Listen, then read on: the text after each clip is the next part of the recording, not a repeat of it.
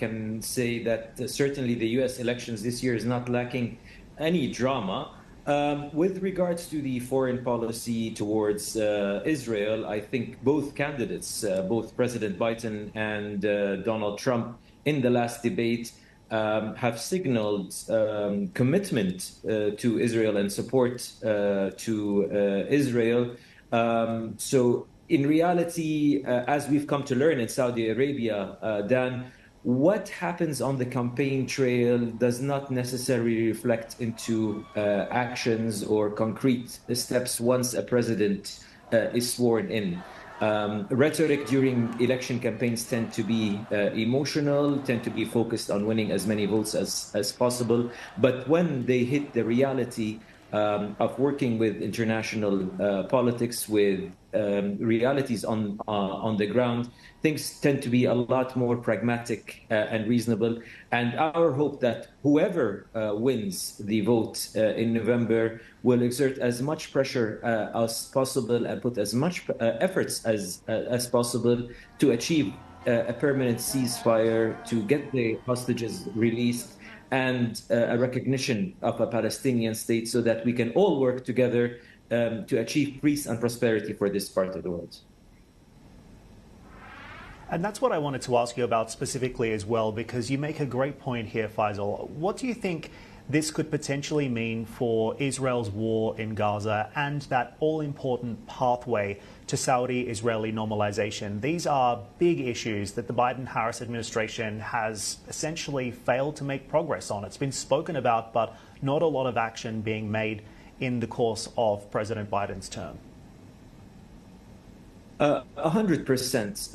I think to his advantage, to his credit, President Biden has done, and his administration has done, a tremendous effort, except that the window now is really closing in. There's very little room or time left before the current election.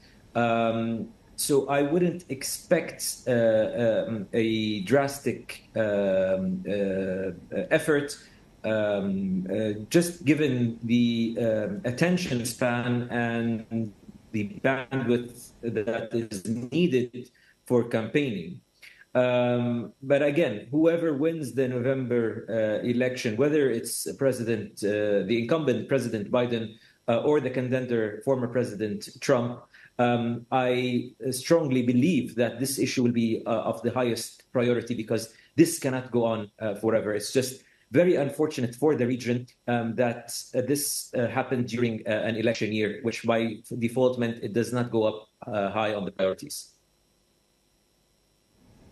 Indeed. And what about the question of Saudi security guarantees as well? Weapon supplies and progress on a domestic nuclear program. Does the calculus on any of these issues also change now that we're seeing markets essentially price what could be a second Trump term? Well, I certainly thank you for that question, Dan. I think it's very logical and very important to ask, because a lot has been achieved with the current Biden administration. But mind you, it's very important to remember just that. A lot has been achieved with the current Biden administration, whom many predicted that Saudi Arabia would not be able to work with, given the hostility and the animosity that was portrayed during the campaign trail and prior to the 2020 elections. Yet here we are, only steps away from closing what would be a historic US-Saudi deal. Now, whether or not there is enough time and bandwidth for that to happen before the election is a separate issue. My point is, we managed to achieve this with a government or an administration that many people thought that the Saudi government would not be able to work with or would refuse to work with. So I can say with a lot of confidence that whoever comes in as a winner in November, we will be able to continue working on our mutual interests, which, by the way, serve not only just Saudi-US interests, but are extremely good and beneficial for regional stability, for regional prosperity, and for regional peace.